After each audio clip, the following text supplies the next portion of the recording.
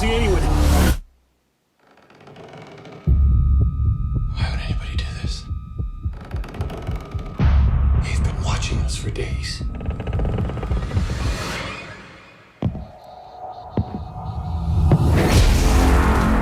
This wasn't a random attack.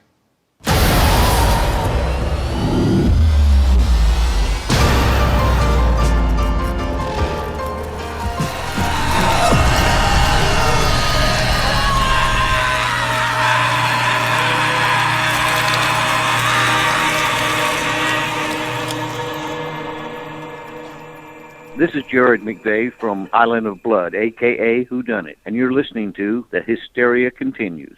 And indeed you are. Welcome back to The Hysteria Continues, and this time, You're Next. Yes, we're covering Adam Wingard's 2013, is it? Or 2012, or around that kind of time. Yeah, it premiered at Film Festival in 2011 and was released nationwide in 2013. Yes, so we'll get into some background on that because it's, for some bizarre reason, it kind of sat on the shelf for a year or so. But we are covering Adam Wingard's home invasion slasher from some point in the early 2010s. We're recording slightly out of whack. When you listen to the next episode, which is on midnight... Spoiler alert, I know, is that we recorded that before this. So we're a little bit kind of, it's a bit of the kind of time crimes style episode this time. But we're covering Your Next. This is a Nathan pick, which is a bit unusual, isn't it, for a Nathan pick? I remember it's the new you, isn't it? The new Jan Brady. I wouldn't say it's the new me. I was just trying to give you guys a break after Blood Cult. You want me to get back to normal? I'm okay with that. No, it's fine. Well, what is normal for any of us? But yes, there's always a lot of charm in what you pick, Nathan, even if it causes us pain at the time. It's always fun to talk about. But looking forward to covering Your Next. Erik, are you next? No. That's no, I think. Well, funny enough, it's one of the things I was looking into some background for this. I'm not going to go into it now, but there was an interview with Shani Vinson, who plays the final girl in Your Next, and it asks her what she would do if she found herself in that real life situation. So it might be fun for us to discuss, come up with ideas of what we would do if we were in her situation coming up. But Joseph, how are you doing today? There are a lot of selfish relatives in Your Next. Indeed. You selfish relative! My God, they totally ripped off Old Federal Massacre 2. Well, that may not be the only film they ripped off. Ooh, okay, controversial. Well, we'll be covering that and more a little bit later, but considering we recorded yesterday, I'm not sure how much recently seen we'll have, but... as Nathan didn't join us for midnight, I don't think you didn't have a chance to watch the movie, did you? But have you seen anything else you wanted to tell us about? A couple of weeks ago, we watched Parasite. I really liked it. I probably liked it more than I expected I was going to. So, it's an interesting movie. Basically, this very poor family kind of just infiltrates this rich family and, basically just eliminates their, like their housekeeper, their driver and all that so they can take those jobs. And like, it's just one of those examples where it's never enough. Even when you think the family's got everything they wanted, like, it's never enough. Like, they want more. And so I found it to be a very interesting film. Plus, it's got a good streak of dark humor throughout. So, it actually did make me laugh a few times in general. But yeah, I mean, I thought it was really good. For me, it actually lived up to the hype.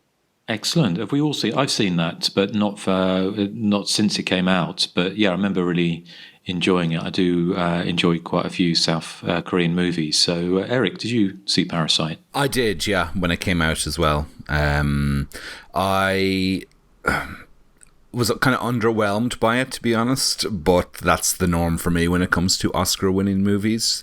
Generally, I tend to be underwhelmed by them because they don't have... you probably didn't notice this, Justin, but they tend not to have spaceships or zombies in them. I kind of did notice that. I did wonder the lack of horror movies at the Academy Awards, and sci-fi gets a bit of a easier ride, doesn't it? Yeah, occasionally, but usually it's pretentious sci-fi and not sort of the ones I like Star Crash. Star Crash, yes. So, anything else? No, that was it. Well, Nathan, one thing I wanted to ask you, because I've got our friends are coming around, the ones that I subject terrible movies on. I'm asking your opinion on terrible movies, obviously, because I know all your choices are wonderful. But have you seen Satan's Cheerleaders?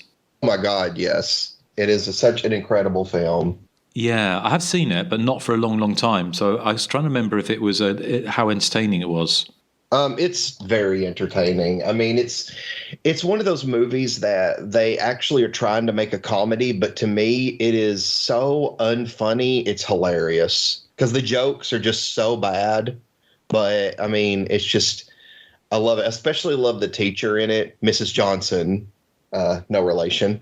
But there's like just a scene where the satanic janitor is driving and they think he's come to help them, but really he's taken them to be sacrificed. And so he's like going insane and driving them, in the wrong direction and all that. And the teacher just spends the whole time telling him how she's going to tell the principal if he doesn't turn this car around right now.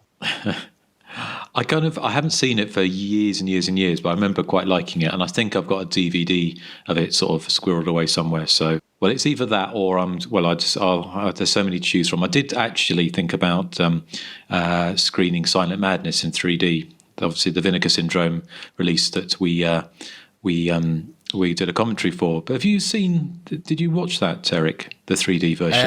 I just skimmed through bits of it because I had watched it maybe 3 or 4 times in advance of doing the commentary, so I didn't really want to sit through it again. But parts of it look good. The opening credits aren't great. They're kind of red text on a kind of pale background, and it hurts my eyes. But after that, it seemed pretty good. Okay. Well, I shall have a think on that. So, well, thank you, Nathan. I'm kind of guessing that the recency might be thin on the ground for the rest of us, considering it was only me had one a little bit yesterday when we recorded the next episode in this kind of time travel show. What did I recently see? God, I'm trying to think. What did I recently see? It's only 24 hours ago, and I've already forgotten. I've forgotten as well. You'll have to listen. You'll have to tune into the next episode to kind of see what I listen to. What happens if we meet ourselves? Gosh, does the universe implode? It's we've got to be careful, haven't we? We don't change time. Some kind of time space continuum crisis or whatever. Yeah. Even though I don't really know what that means. You guys are bad at time travel. We're very bad at time travel. Yes. So okay, well, actually, Erik, do you have anything? No, I did watch a very funny episode of South Park last night, where it's the new one where Randy is purchasing a posh Japanese toilet, and big, you've heard of Big Pharma. Well, this is Big Toilet Paper Company are out to get him because there's a big conspiracy involving the toilet paper industry. But that's all. I just mentioned it because it had toilets in it, and I like toilets. Well, we know that, so I'm sure you've got Harold's plops somewhere to drop in, as it were. Oh, if you insist. Where are they? No, I don't insist. There they are. Oh, dear. So, well, Joseph, did you see anything apart from toilet-related? Actually, I did. I'm not going to talk too much about it because one of these days I will choose it for a Patreon pick, but I rewatched Dreamscape last night. I think this is the first time I actually watched it in like a high definition kind of format, and I thought that would kind of kill the effects in the film, but for some reason it gives them more of a kind of a nightmarish quality, especially that scene where the girl gets kind of obliterated in the nuclear holocaust that opens the film. I thought that was kind of creepy, but it's a great film. I know we've talked about it a bit on Patreon before, but I really want to pick it at some point. I know Erik's a big fan of this one. Yeah, I love it. And I think we discussed it recently because it was in one of our Fango flashbacks, I think. But I think it's a fantastic film. Okay, well, we'll look forward to. I don't think I've seen it, so look forward to watching that when you do pick it, Joseph. But Anything else? No, that's it. Okay. Well, for me, I haven't watched anything. I did watch the latest episode of RuPaul's Drag Race, but that doesn't really qualify as horror. Are you watching that, Nathan and Erik? I am, but it's kind of, I find a lot of the time it's kind of on the background while I'm doing stuff, so I'm not paying a huge amount of attention, except if something outrageous happens.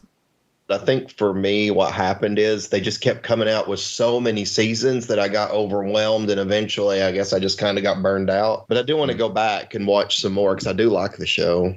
Yeah, it's kind of the expression "money for old rope." It's and there's so many now. There's like Drag Race Philippines, Drag Race Sweden, Denmark, Canada. Yeah, it's a bit too much, but sometimes it's kind of like for it's a bit of mindless fun.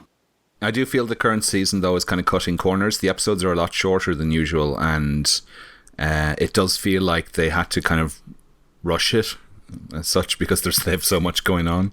Yeah, but they've apparently, I mean, this isn't a Drag Race podcast, obviously, but we'll get back onto Your Next very shortly. But I did read there was such a huge kickback against that they're returning to 90 minutes.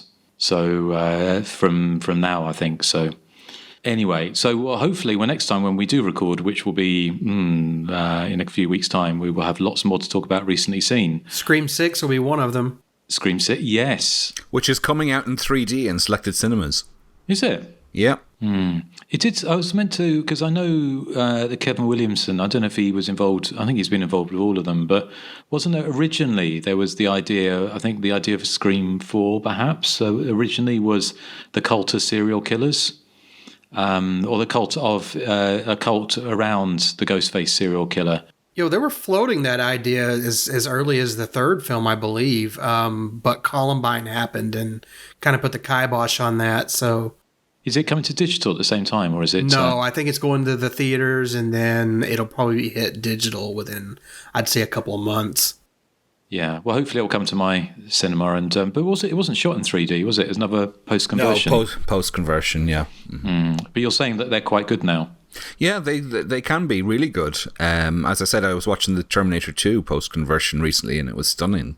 I wonder how they do it, because how you get depth from a flat image, I just don't know. Yeah. Magic, exactly. Well, talking of magic, movie magic, we're going to come on to Your Next. So what do we have? Do we have a TV spot or a trailer? We have a TV spot for Your Next. Excellent. So after this, Nathan will bring us in to his pick. So here's the TV spot for Your Next. I want to meet your family. Thanks to Mom and Dad for having us all here together. On August 23rd. Why would anybody do this? This wasn't a random attack. Our family's being targeted. The hunted. Grab anything that might make a good weapon. Fight back. Everything's gonna be fine. You're Next. Rated R. August 23rd. When the Davison family comes under attack during their wedding anniversary getaway, the gang of mysterious killers soon learn that one of the victims harbors a secret talent for fighting back. And I actually thought that was a good description for the film. The plot is, very simple, and that's one thing I love about it because, it's your typical group of people in an isolated house getting picked off one by one by these three masked killers outside. The family, to me, there's a fun little bit of dark comedy thrown in because there's just some very silly moments where there's one scene where after they've been attacked, they're all gathered in the foyer of the house or whatever, the entryway. And one of the girls is saying how she can make a run for it. And of course, the only smart character in the movie is that's not a good idea. And they're all trying to convince her not to. And she turns it into y'all never believe in me. And it's just such a weird time to be bringing that up. And when you're basically being stalked by these psychopaths. One complaint I have is that I'm a huge fan of Barbara Crampton, and I feel she didn't have a lot to do here, even though it was great to see her again. But to me, where the movie really shines is with its final girl. I think Erin is a very fun final girl. I love this idea that, you know, she grew up on a survivalist compound, so she knows how to take care of herself. And there's even a scene, you know, towards the end, I mean, spoiler alert, you know, that some of the family members are in on it, and where one of the characters is like, I just didn't realize you were going to be so good at killing people. Because she does take out a lot of people in the movie. And like, she's always thinking, like, she's one of the characters in a movie that I always think to myself, you know, it's one of those ones where it's like, okay, there's somebody trying to do all the right things, and then they're kind of dealing with this like hysterical family who is, you know, just basically just being hysterical. So, you know, I thought that was fun. I love the music in the movie. And there's also a great scene later on where one of the characters is trying to kill another one. And finally, the one trying to kill is like, would you just die already? Like, the character doesn't seem to die or anything. Like, it takes the character a while to die. But there's a great scene with Blender at the end.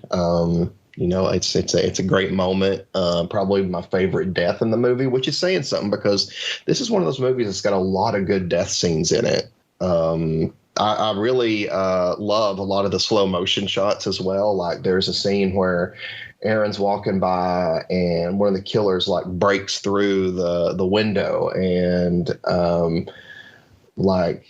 Felix and Z are in the room and they just take off running. And I love the fact that after it's all over, Aaron was like, thanks for the help.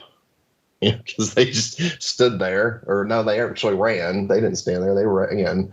But yeah, it's a fun movie. I loved it. I thought it was really good for you know, what it was. Plus, it's only like an hour and a half. Perfect time for a film. It didn't need to be a 2.5 hour epic.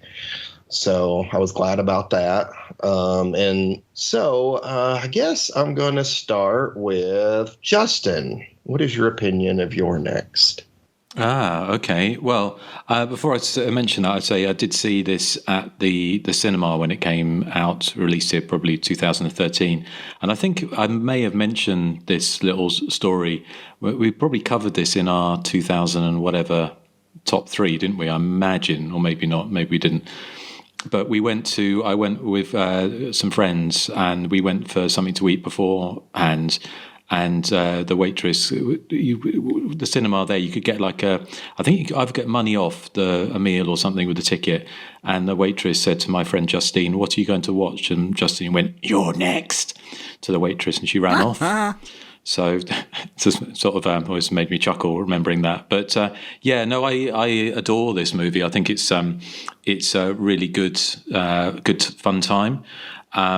It's I've got the Blu-ray, and it's one of the films that I quite often, if I've got friends over that, you know, maybe aren't into more the stranger type of horror movies or 80s horror movies, then this one's always gets a good reaction.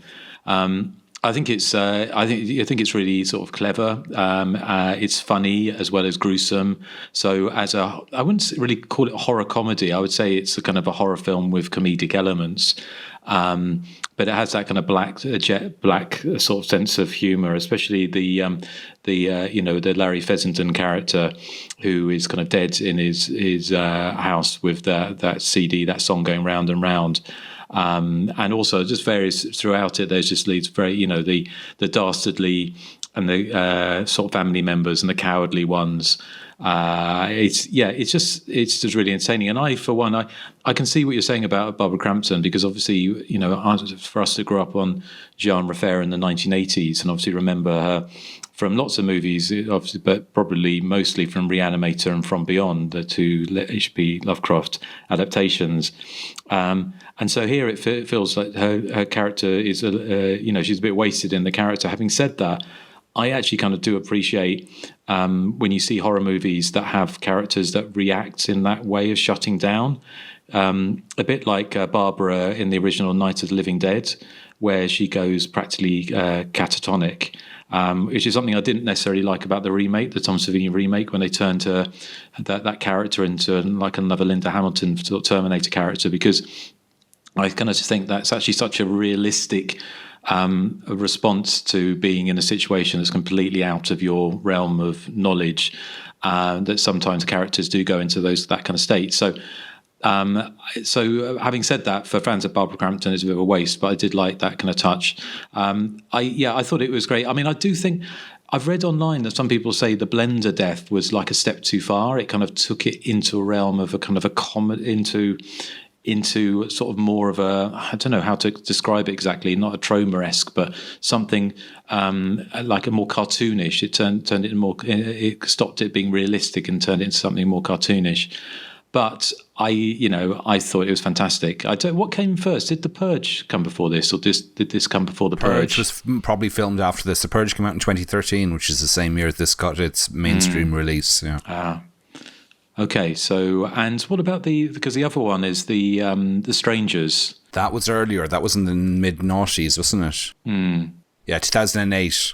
Okay, yeah, because it's that kind of The Masked Killer. I mean, it also draws to mind or films like Straw Dogs and other kind of home invasion movies, which are kind of there were quite a few of in the 70s. So, but overall, I love Your Next. I think it's got ultimate. It's ultimate. Well, it's rewatchability is there for me. I can watch it over and over again, and I never get bored of it. So, Nathan, it's a rave from me, which might be a first. I mean, that could be a first for sure. What about you, Eric? Yeah, I like this one a lot as well. I interviewed Barbara Crampton for, I think she's in Chopping Mall, isn't she? Yes. Barbara Crampton, yeah. So I was interviewing her for Chopping Mall, and this would have been about 2012. And I remember her saying, I shot this film ages ago now called Your Next, and it's going to be coming out soon, and it's something really special. And I was like, I didn't say this out loud, obviously, but in my mind I was going, yeah, sure, Barbara, it's just going to be some straight to streaming, throwaway tosh. But I was proved wrong. Because I was very surprised actually when it came along, and it got a big cinema release over here as well, and big publicity campaign behind it. It opens in that sort of classic slasher fashion with the shower scene, although this is a very different shower scene than we're used to seeing in like Friday the 13th or My Bloody Valentine. Well, not My Bloody Valentine, that's a bad example to pick, but you get this sort of schlubby middle-aged man who I realised afterwards is played by Larry Fassenden, the director. But so he's our token nudity at the start of the film, which it just shows how off kilter maybe the are playing with the tropes that the filmmakers are doing. They have a lot of what appears to be improvised dialogue in it as well, which works really well, unlike the cringe-inducing riffing and improv they had in Christmas Bloody Christmas, which I still keep bringing up as an example of one of the sort of the worst examples of horror in recent years. Home invasion movies for me can be quite hit and miss, and I think you're the same, Nathan, because a lot of them can be quite downbeat. But this one has a far more popcorn touch to it, even though it's quite vicious in places. But the bad guys, with spoiler alert, get what's coming to them. They get what they deserved, as a famous actor once said. So it makes it much more palatable for me than the usual kind of home invasion thing. I thought Barbara Crampton was a standout as well, actually, because I think she plays this really sympathetic, really believable mother character. And it's just it's quite shocking when she gets killed quite early on in the film. It sort of makes you want the bad guys to get offed even more. It's sort of it builds up sympathy for the heroine, I suppose, as well. Like you, Justin, that like The Purge kept coming to mind with the animal masks and that when the people are breaking in. I guess that must have been just a coincidence. Possibly. Maybe they might have seen Your Next and maybe stolen it, perhaps. Allegedly, yes. The twists in the storyline, I'm not sure how I reacted to them when I first saw the film, if I could see them coming, because, spoiler alert, some people on the inside are involved in the mayhem without the others knowing. because watching it back, it seemed kind of obvious where the fingers were pointing, but that could possibly be just because I had seen the film already. I did enjoy the sort of Death Wish aspect in the finale, you know, when the character of Erin turns the tables on the evildoers, you know, especially with the blender, which is a real crowd-pleasing moment. So yeah, I think it's funny in all the right places. It's exciting. It's thrilling. It's probably more of a thriller than a horror for me. There are very little in terms of scares for me in this film. I did love the scene at the dinner table at the start where the character played by Ty West, another famous director who was playing Tariq, is that the character's name? This sort of pretentious filmmaker. He goes out over to the window and gets an arrow through the head, but it takes everyone around the table, you know, maybe 20 seconds or so to sort of fully grasp what's just happened. I thought that was really well done. And I don't think, like, a lot of the characters then spend a lot of the film peeping through windows, and I'm like, I'd be staying away from windows if there were people with crossbows outside. Maybe that's just me. But speaking of free food, Justin, my maybe your Blu-ray does as well. My Blu-ray came with a token for a free pizza. When I opened it up to watch it this week, it was like free pizza. Now it did expire in March of 2014, so I can't get it now. But yeah, I missed my chance to have a free pizza courtesy of Your Next. But yeah, big thumbs up from me, Nathan. A glowing recommendation as well. Possibly a first, possibly in Michigan. Yes. Joseph? Yeah, the first thing I noticed watching Your Next this time around, and maybe it's just me, but I thought the movie looked kind of cheap. I mean, I guess what I mean is I thought the photography was kind of flat and, you know, very digital. And there is a lot of handheld shots in the film. And I don't know, if for me, it kind of cheapens the scope of the movie. Now, to be fair, there are a lot of excellent slow-mo shots, like you said, that look like they were done with a completely different crew. I mean, I don't know. Maybe this is a legitimate complaint. I don't know. But Your Next for me is kind of weird. I didn't enjoy it when I saw it at the cinema, but I had a blast with it a few years ago. And this time around, I kind of more or less cherry-picked the good from the bad. And for me, there was a lot that's bad here, unfortunately. Now, one thing I did laugh at and I found really amusing was the overuse of the loud character trope, where someone will just kind of pop into frame with a very loud kind of auditory entrance, and then their voice will kind of level out once the jolt is worn off. It's kind of like, hey, it's me. Just wanted to say hello. And it just kind of gets silent for a second there, just so you can kind of regain your bearings. But as to the who and why, when they reveal who's behind the animal mask, I didn't really care. It just felt like one of those, okay, big deal kind of motives. And it didn't really help that the characters are kind of, you know, I mean, they're pretty much insufferable and spend most of the movie bickering and screeching and yelling. I don't know. It's just kind of headache inducing for me personally. The sole reason to see Your Next, however, is easily Sharni Vinson as Erin. I mean, she takes self-defense to lethal levels. I mean, as mediocre as I kind of found the rest of Your Next, she saves the film by more or less becoming this uber kind of badass final girl who doesn't just fight back. She sets traps and outsmarts and outmaneuvers and just out and out decimates every instance of danger that comes her way. And she's just so smart and appropriately headstrong. I mean, she does everything right that you're supposed to do. So it's so fun to watch her just kind of turn into the Terminator and, you know, take these intruders and just completely wipe the floor with them. It's so fun. So yeah, I mean, she's the type of final girl, like she's like someone's, you know, swinging a machete at her, you know, rather than run the wrong way, she just runs and jumps right out the window. I just thought that was just so awesome.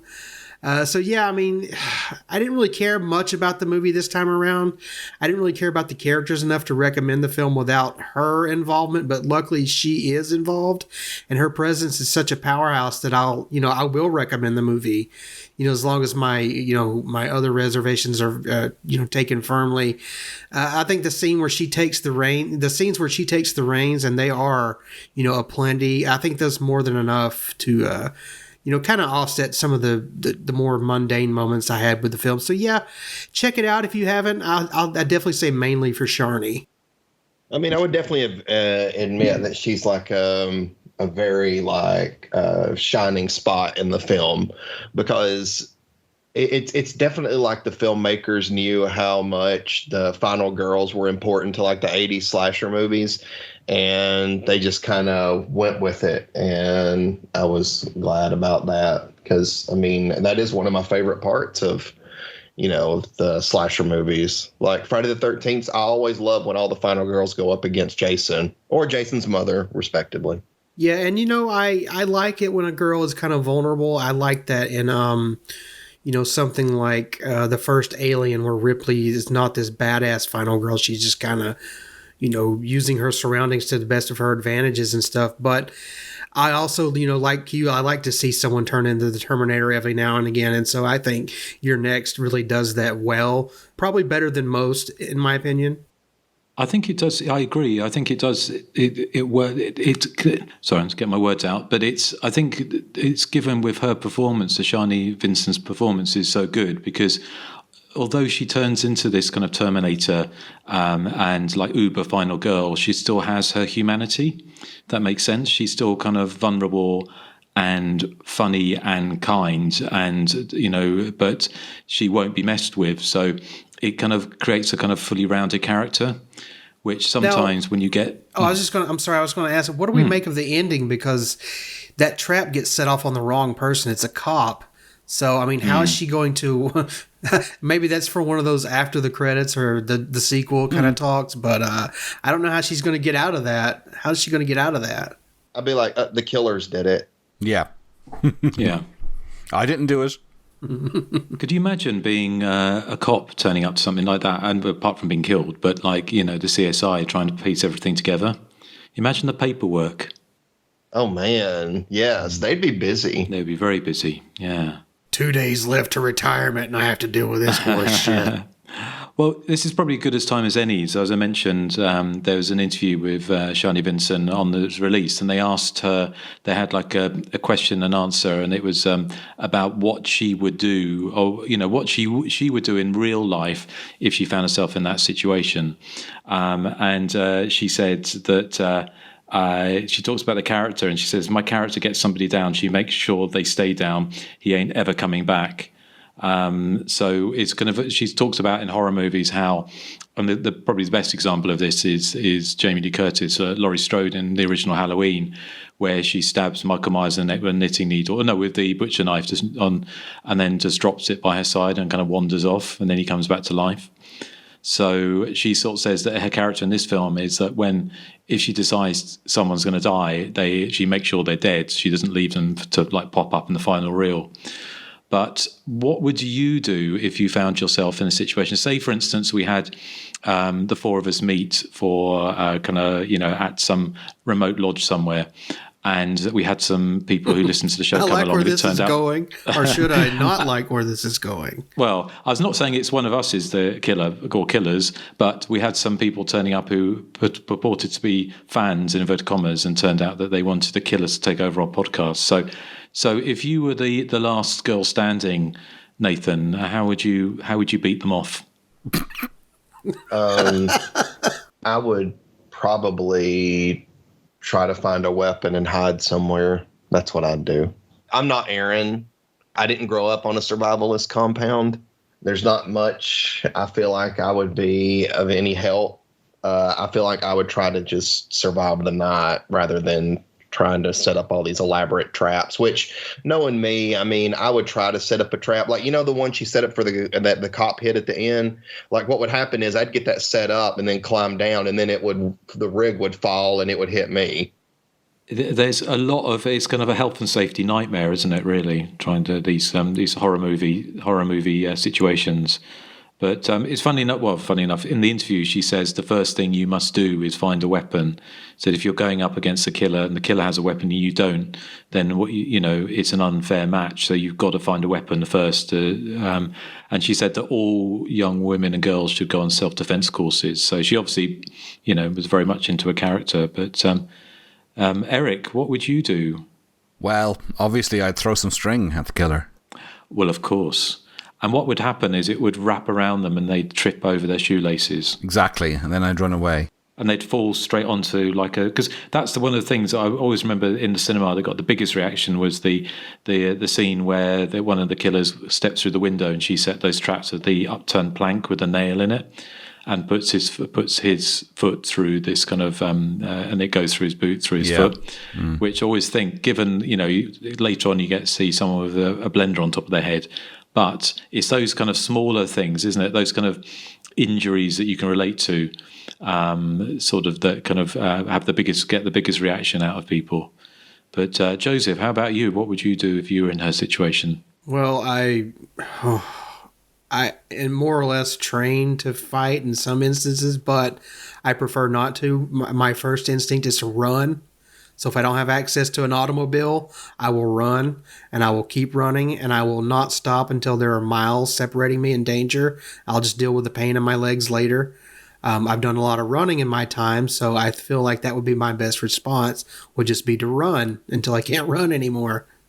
Was there a reason that she didn't run? Is it because they set up, didn't they, that the house is literally miles from anywhere, isn't it, apart from that one neighbour? I wouldn't care. If I had to run through the woods, I don't care. I'd just keep running. A bigger problem is that one of the killers outside had like that crossbow and was just, able to shoot willy-nilly at anybody trying to leave the house. Although, having said that, I mean, it's such again, you see these in these movies that the houses are so huge, aren't they? That there's more than one way out of a house that big. I loved the character. Is it Z, who's this kind of like beatnik looking, but she's still got her resting bitch face even when she's being good, pretending to be good. Yep. She doesn't even pretend to be nice, does she? She's kind of aloof and snotty from the off, which I appreciated. Is she the one kind of late in the film? She just decides she's going to just straddle her boyfriend on the bed after all the dangers imminent, prevalent. Yeah, she uses the line, "Fuck me next to your dead mother." Yeah. I think she gets turned on by the violence. I liked her character. I admit that. I thought she really looked like Saffron from Republica. I don't know if Republica were ever made a thing in the States. Yeah. I love them. Well, they had that big song in Scream, didn't they? Yep. Ready to Go? Was that in Scream? No, it was the one about the boyfriend. It was something to do with boyfriend, wasn't it? Drop Dead Gorgeous. Yeah, Drop Dead Gorgeous. That's the one. Yeah. So, okay, I would probably do the same as you, Joseph. My instinct would be to run or to hide until morning. 10 years ago when I was in better shape, sure, but now I'm just like, I don't want to fool with it. I'm too old and tired to fight back. I'm just going to run. At least the adrenaline can carry my legs. Yeah, okay, but that house is so huge, isn't it, that you would be able to find somewhere to hide and not be found, probably. Why are these houses always this huge? Why don't they ever go and it's like a trailer or something? Well, they did in Strangers Prey at Night. Yeah, that's true. Did you think Aaron's boyfriend had with the title of the worst boyfriend ever? Well, yeah.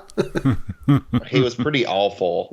To me, he set all this up and didn't even have the guts to watch what he had helped set up. He's just the worst kind of person. And at the very end there, you're like, please don't let him manipulate her into taking this money. I want to see her stab him in the neck, and that's exactly what she does. Am I remembering correctly? Because I didn't get a chance to rewatch it because I've seen it so many times. But it wasn't his intention for her to die. She was meant to be the kind of the witness. She was meant to be the witness because they didn't think that Z would be a very reliable witness. Right. Yeah. Okay. Makes sense. So, is there anything else you want to say about your next, Nathan, before we kind of move on to some background?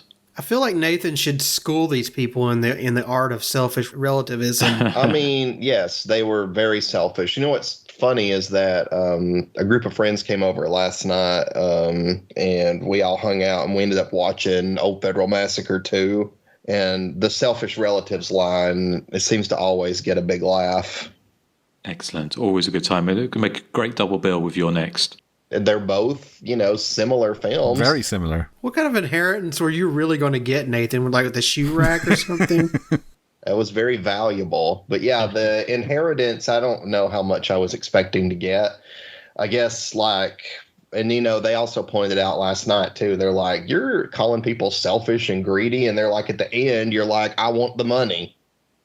But anyway, back to your next. Back to your next. So what kind of background have you got for your pick? Sharni Vinson and Wendy Glenn were actually roommates and best friends before and during filming. Wendy Glenn plays Z, so it was interesting to me that they were very close. The primary filming location was an antique home that had been empty for 12 years. The masks in the film inspired the masks in the video game Hotline Miami.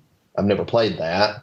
And Hysteria Continues reviewed your next. It was recommended. Okay, there you go. You mean Hysteria Lives? No, I said Continues because it's true. We're covering it right now. Oh, okay. So reaching there a little bit, I think. But I was trying to think of more things to say, and I went to IMDb, and there's a few things, but nothing. I don't know, nothing like terribly interesting, except for what I already said. Okay, well, thank you. Well, what about Erik? Simon Barrett, who is the movie's screenwriter, played the Tiger Mask killer. I'm just reading the IMDb trivia that Nathan hasn't read out. I should say that Adam Wingard has gone on to a big career. He directed the recent Godzilla vs. Kong movie, which I'll always remember as the film that prompted Justin and Stuart to have the conversation about how big King Kong's poos would be. He also directed The Guest, which I know you're a big fan of. I think you are a fan of Joseph, were you? The Guest? Oh, yes. The Guest is awesome. Yeah, but he directed, I wasn't mad on The Guest, but he did direct the Blair Witch sequel/reboot from 2016, which I really liked, but which tanked at the box office. But yeah, so he's gone on to big things. And of course, as I said, Ty West and Larry Fessenden are in this movie as well as actors. So they must all have they must all be sort of from the same group of filmmakers, all doing well for themselves. Sharni Vinson, if you're fans of 3D like myself and Nathan are, she is in Step Up 3D, which is not a great film, but brilliant 3D. And she's also in Bait, the Sharks in the Supermarket movie, which is really good fun. And the 3D is excellent. But she was also in Patrick, Evil Awakens, which I think was kind of the reboot of the Patrick film from 1978. But it didn't actually spawn any sequels or anything. I think it died a death. I saw it in the cinema, but I can't remember a huge amount about it. But she was in that. Yes, she's an Australian actress, as you can tell from her accent in the movie. She was also in Home and Away, the fabulous soap opera. Well, we all have to start somewhere. So thank you, Erik. What about you, Joseph? Do you have anything for us? Yeah, apparently, and I haven't seen it to make comparisons, or if I have seen it, I don't really remember, but writer Simon Barrett, he's kind of more than once been accused of plagiarism when it comes to Your Next. I say all this allegedly, but there's a film from 1997 starring Alyssa Milano and Ice-T called Below Utopia. It's also known as Body Count. And it's said to be eerily similar to the point that there's probably no way Barrett didn't see the film, even if it was in, kind of passing and it maybe seeped into his subconscious. I don't know. But apparently the plot and home invasion kind of theatrics are nearly identical, leading to, I guess, more or less the exact same reveal. So I think the similarities are so striking that someone's brought this up to her, or they've at least brought it to his attention. I don't know. But yeah, that's all the background I have. So apparently there's another version. There's a 90s version of Your Next out there you can check out.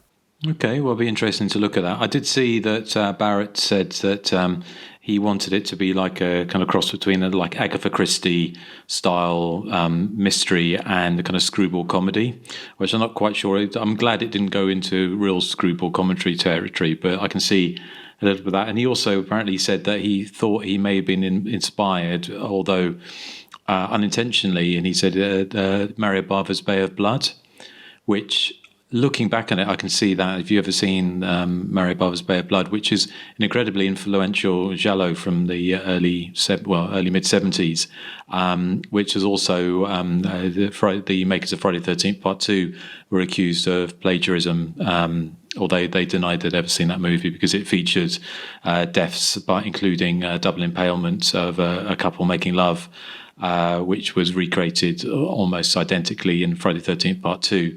And so with this, it's kind of a similar thing of lots of different... In his film, it turns out that basically almost everyone is a killer. Everyone's trying to kill it. They're all trying to get an inheritance. So there was that comparison as well. So, I mean, the film... was screened at the Toronto Film Festival. I'm not sure if it was filmed in Canada or not, but anyway, apparently it started a bidding war for the film, but for some reason it sat on the shelf and didn't get a release until 2013. And when Shani Vinson was interviewed, she said about bloody time that the film was going to be released. I sort of mentioned she did the interview and she talked about her love of horror movies, and so it's a shame that she didn't really go. It's talking a lot of the stuff I saw about her in this film is saying this was a career, a starter, or not a starter, but this was going to be her big break. But she went on to do Bates 3D and the Patrick films, which both, I don't know if they bombed, but she hasn't got a massive filmography after that. In fact, actually, between 2018 and 2022, she didn't appear in anything by the look of it. But she's made a little bit of a comeback in recent years. She's in Guardians of Justice TV series, which I haven't seen.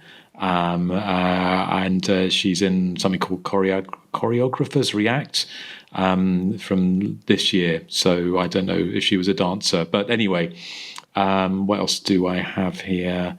Get my notes up. Just some of the critical... it got pretty good reviews when it came out, apart from the Chicago Tribune, which... unfortunately, Chicago papers don't like slasher movies, as we know only too well from the days of Siskel and Ebert. And they gave it a very lukewarm review and mistakenly called it an Australian horror movie, which it's kind of, if you watch the movie, it's got one Australian actor or actress in it. So how you can mistake it? It's kind of, sometimes think how these critics get paid and whether or not they actually watched the film. But he said the critic said begrudgingly said it was at times bloodily entertaining. But otherwise, it got pretty good notices. I think it was made for about $1 million. And it ended up grossing $26 million, so a pretty big hit. Although we never did find out what happened to Erin's character. There was never a "You're Next" 2. I guess probably because it sat on the shelf for too long to get a review. Oh my God, I haven't even been drinking to get a sequel. So. But a couple of other reviews said the South Bend Tribune said it was a taut thriller with sharp humour. And the Ottawa Citizen said feisty heroine reinvigorates slasher flick. So most of the other reviews I saw were pretty positive for it. So and it's gone on to get something of a cult following, kind of well deserved. Yes, thanks again, Nathan, for choosing your next. And I live in fear about what you're choosing next, but you're in my good graces at the moment. Okay, all right. Well, there's so many to pick from. I've got so many considerations. One being Spine. I'll donate mine if we can not cover that movie. Justin reviewed it. That doesn't mean it's good. So, well, anyway, we've got that to look forward to. Well, mind you, we have to, going forward over the years, we're going to go through them all, aren't we? It's good or bad. So, but talking of good or bad, what was the consensus, or what kind of, what did the Facebook group think of your next, Joseph? Well, there were 37 comments for your next. Not bad. Patrick Hamilton writes, "It's really, really good. Such a game cast, a well-structured plot, gnarly kills, and a fantastic happy birthday to me nod at the end. Choice stuff." True Neutral, however, says, "I've tried twice with this film, but it always falls short for me. I'm a very hard sell on home invasion movies, though, so who knows? What's the happy birthday to me nod at the end? I guess it's someone coming in and seeing all the bodies, maybe. Yeah, that would make sense. So in the same way as at the end of Happy Birthday to Me, it's essentially, although you don't see it happening, you're led to think that Ginny's going to go off to an asylum or to prison for all the murders. So, yeah. Probably what that is, but follow us on Facebook and Instagram to stay up to date on what we're doing. Listen on Apple, Spotify, YouTube, and about a billion other podcatchers, both good and bad. If you'd like to help support the show, join us on Patreon for a cavalcade of extra content, and some of it for as little as $1 per month. So our email address for feedback and general nonsense is thehysteriacontinues@gmail.com. Excellent. And we're just after this show, we're recording one of our Fango flashbacks, and we're going all the way back to the infamous for its rarity, issue 9. And we're going to be talking about some slashes on there, including Terror Train and He Knows You're Alone.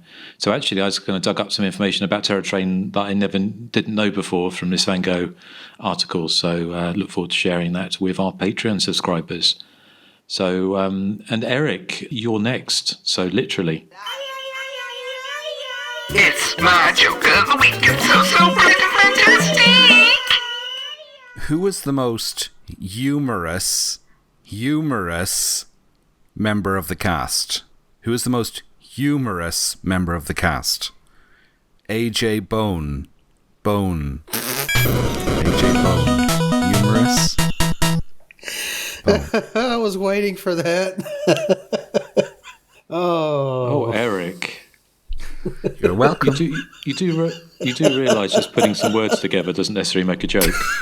How rude. I thought it was funny. Yeah, Come Joseph on. liked it. Well, I mean, I think it would have been funnier if his last name was actually Bone. Well, it is. It's That was Bowen, better than- but Bone. It's better than the joke on the Midnight episode, which the listeners have not even heard yet. So, spoiler alert.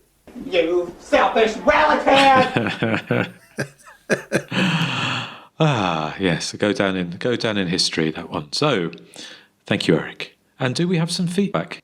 Yes, I do. So this is from Wario Bava, which is Mario Bava's brother, I reckon. That's a tongue twister. Hey buddies, thank you for making me feel less of a horror freak. I can't remember what your conclusions were about the movie Predator, but I think it is more of a slasher than people give it credit for. And number 2, also to a lesser degree. These are my points. It has at least 9 different slasher tropes. Okay, so this is what he's saying qualifies Predator as a slasher.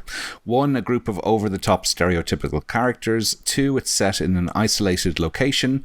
3, the killer is shown stalking its victims. 4, POV shots of the killer are used. 5, the kills are elaborate and different from each other, and emphasis is put on them. 6, there is gratuitous nudity. Many of the characters get their tits out. I don't remember that bit. 7, Arnold Schwarzenegger is clearly a final girl.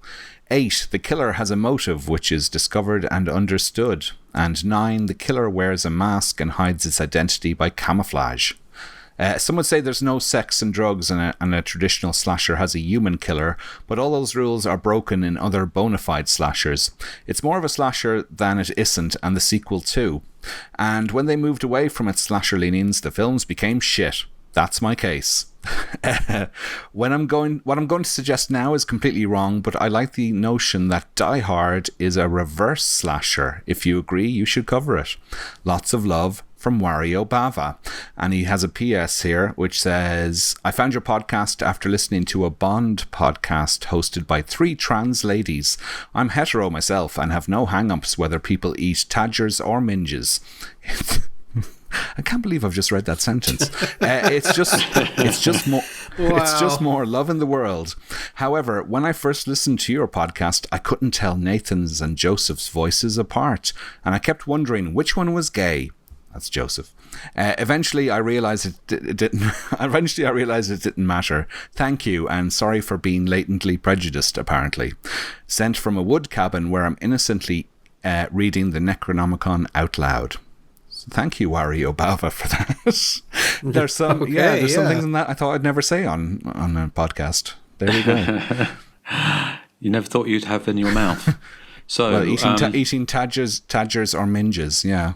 Well, I'm kind of curious. I wonder what the Bond podcast said about the Hysteria Continues that turned him onto this. Yeah. Interesting.